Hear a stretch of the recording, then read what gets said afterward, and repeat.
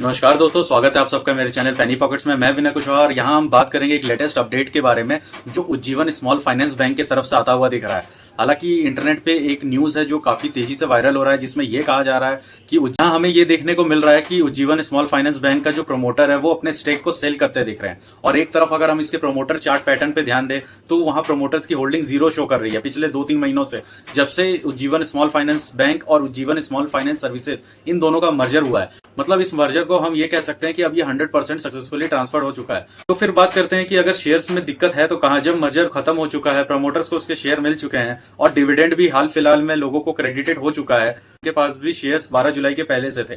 तो जब डिविडेंड का अमाउंट मिल गया है और स्टेक्स जितने हैं वो ट्रांसफर हो चुके हैं, मर्जर भी कंप्लीट हो गया है, तो फिर ऐसा क्या है कि ये बैंक अपने अच्छे प्रॉफिट रिजल्ट के बाद भी अच्छा परफॉर्म नहीं करता दिख रहा है।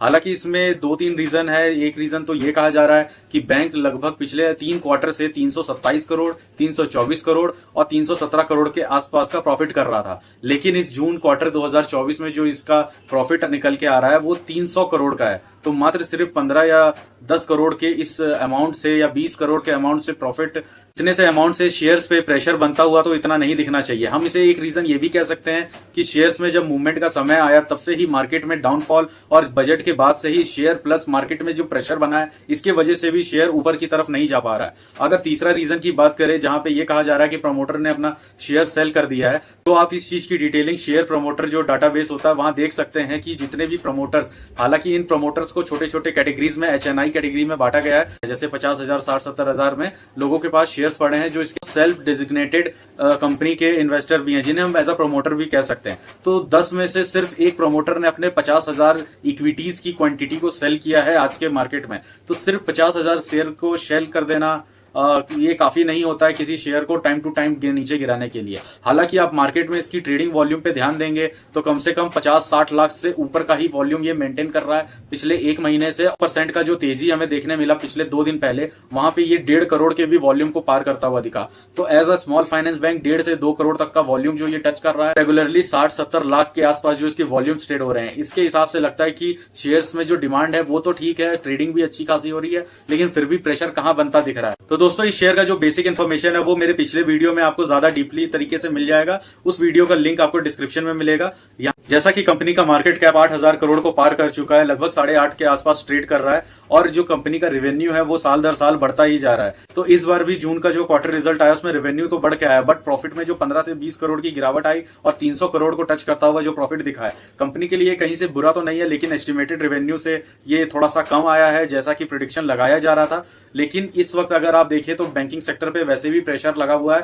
वो बैंकिंग सेक्टर जितने भी हैं वो परफॉर्म करने में थोड़े से और एस्टिमेट को बीट करने में पीछे ही रहे हैं। हालांकि पिछले 1.5 महीने से देखा जाए तो कंपनी ने जब से 49 के लेवल पे मैनेजमेंट द्वारा ये बात कही गई थी कि आने वाले कुछ क्वार्टर प्रेशर भरे रह सकते हैं, जिस वजह से हमारा जो रेवेन्यू और मार्जिन है, एबिटा है, इस पे एक प्रेशर बनता हुआ दिखेगा। तो इन सब चीजों को लेते हुए मार्केट ने पहले ही ट्रिगर कर लिया और शेयर्स में डिस्काउंट करना चालू कर दिया। हालांकि 1 साल का इसका देखे रिटर्न तो ये -25% पे है, मतलब साल भर में 25% का इसने लॉस दिया है। फिर भी इन्वेस्टर्स की रुचि इसमें बनी हुई है, इसके शेयर्स की डिमांड है, बहुत लोगों का पैसा इसमें इन्वेस्टेड है। वो सिर्फ इसलिए है क्योंकि कंपनी पिछले 2 साल से कंसिस्टेंटली अपना रेवेन्यू बढ़ा रही है, अपने प्रॉफिट बढ़ा रही है और इन्होंने जो मर्जर किया वो आने वाले फ्यूचर में इनके एसेट्स और कैपिटल के लिए काफी अच्छा गेम चेंजर साबित हो सकता है। उसके बाद जो कंपनी रेवेन्यू जनरेट करके और अच्छे प्रॉफिट के साथ जो आपको डिविडेंड देना स्टार्ट की है, पिछले 2 सालों उसका डिविडेंड से इस बार का डिविडेंड ऑलमोस्ट डबल था। 1.5 रुपए का डिविडेंड 40 या 50 रुपए तक के शेयर पे मिल जाना,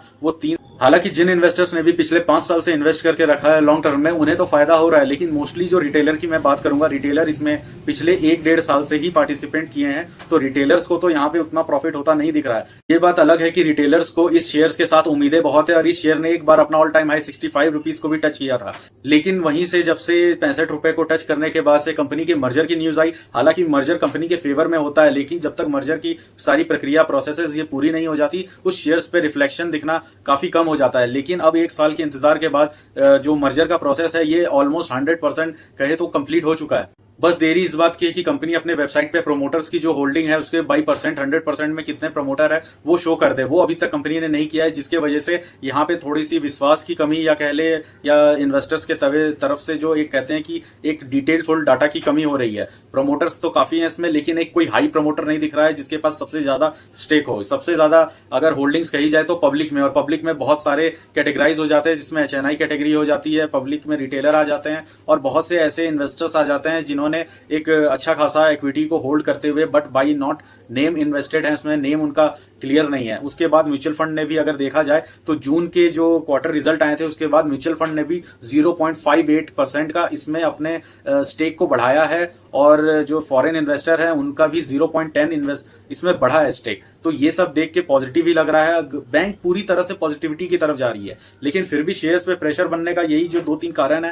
एक तो जो मार्केट का डाउन ट्रेंड पिछले बजट के पास से दिख रहा, और अब जो यूएस रिसेशन से लेके पूरे ग्लोबल शेयर मार्केट में जो एक तरह से दबाव बनते हुए दिख रहा है, और उससे से हमारे जो इंडियन स्टॉक मार्केट पे भी एक थोड़ा पैनिक आया है। इस वजह से और भी बहुत सारे रीजन है जिससे शेयर में प्रेशर बन रहा है। तो अभी आप फुली इन्वेस्टेड होने से अच्छा है कि इसमें और करेक्शन का वेट करें और नीचे के लेवल पे बाई करके रखें।